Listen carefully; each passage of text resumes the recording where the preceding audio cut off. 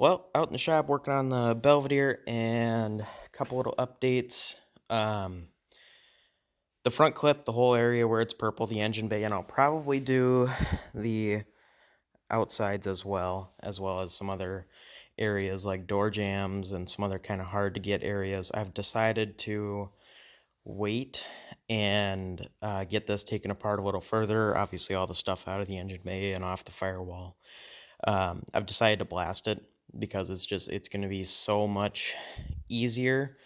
Um, could be waiting up to 2 weeks, maybe more, just due to the weather. I myself have all the blasting equipment. That's not the problem. It's just the weather. So we're gonna have to look into um, just kind of doing that whenever the weather is good and um, whenever we can make our time work.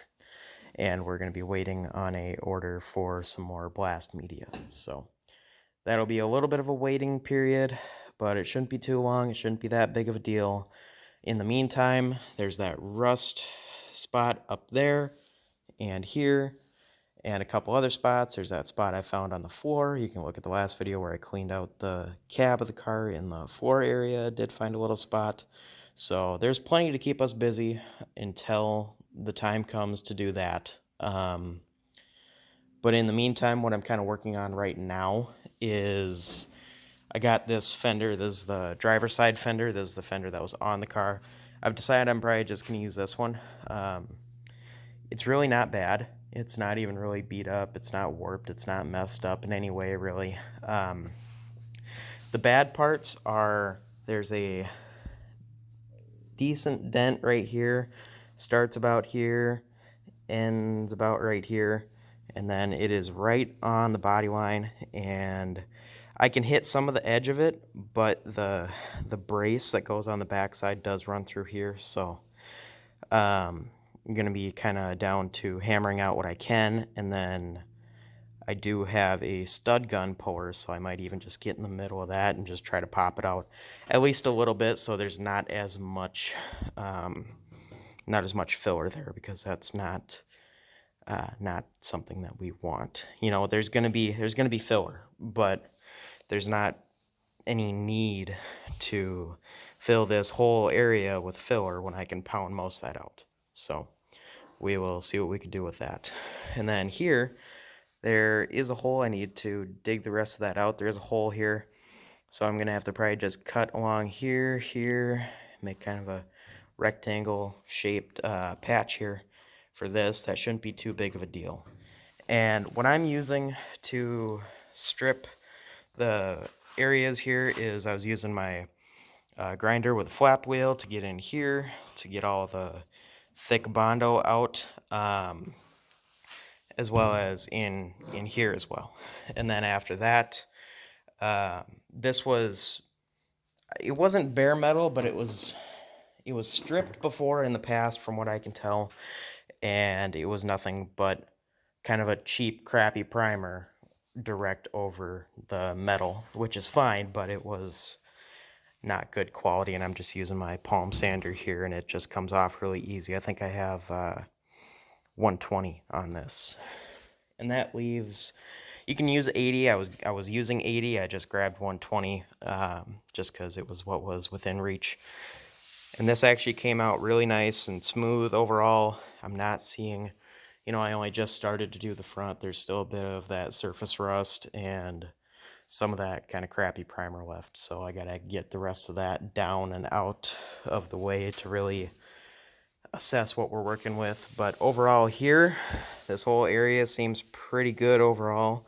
And this is pretty much all the way stripped, so that's a good sign so far.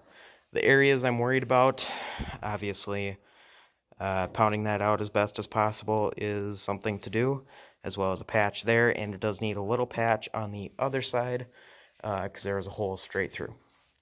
But overall, this fender's pretty nice. The inner arch is nice. It's not bent or wrinkled in any areas. That's kind of one thing I would always look at, because you can never fully tell until a panel's all the way stripped. feel the lip, feel if anybody's ever messed with the lip or bent it forward or back or anything. Because if the lip is original and good, you probably won't have distortion in relation to that, at least. So, but this is all nice around this body line. Looks like there's a little low spot here, but pretty nice overall. Need to strip this lower flat area. I don't see any major problems, but yeah, it's pretty good overall, and the body lines are still pretty sharp. It hasn't been all beaten to crap, so that's a good sign. And I still need to strip the top side.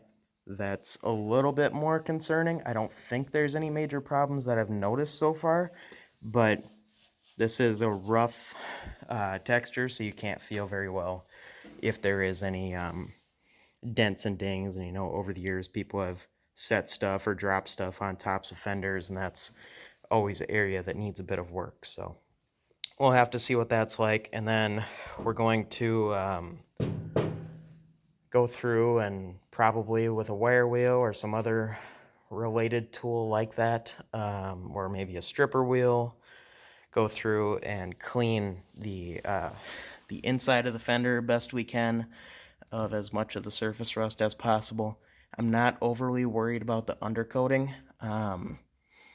It has been shown that undercoating can hide things, but if I'm stripping the whole surface and everything, I think I'm going to be pretty safe overall.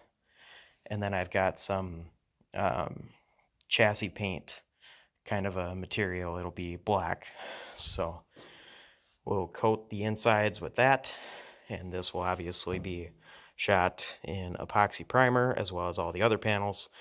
This will be shot in epoxy primer probably within the next, within the next week.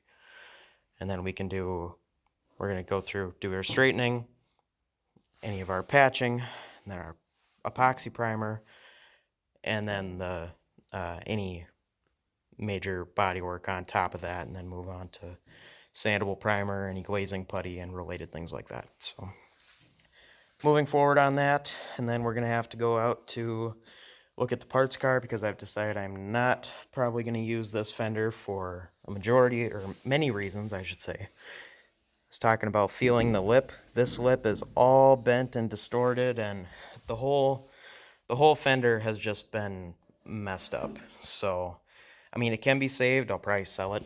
I can probably sell it at swap meet for, $100.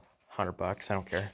It's not that big of a deal, and I think it has a hole in the corner just like this other one does. So, but yeah, I'll probably pass that one on to somebody else that wants one, and then continue from there. But we're going to check out the other fender, and then I need to go to my parts guy and get a hood. I've got a really nice trunk lid on the parts car. Going to get that inside probably within the next few days or so, and then probably get that up on one of our little stands here and start stripping that down. So we'll see how all that goes. Another little thing, get one of these little stands if you're doing body work, whether it's a fender, a door, a trunk lid, whatever. It's nice to have something up. This is about waist level. It's a lot easier to work this way than working on the ground or working anywhere else. I think I got these off of eBay. I got 2 of them. I think it was like, like $60 each, not even. And they're adjustable, so it's actually decent stuff. Or you could just use a couple of sawhorses too. So whatever can make work more comfortable. But anyways, I guess that's pretty much it for now. I will keep you guys updated, and I will see you guys in the next one.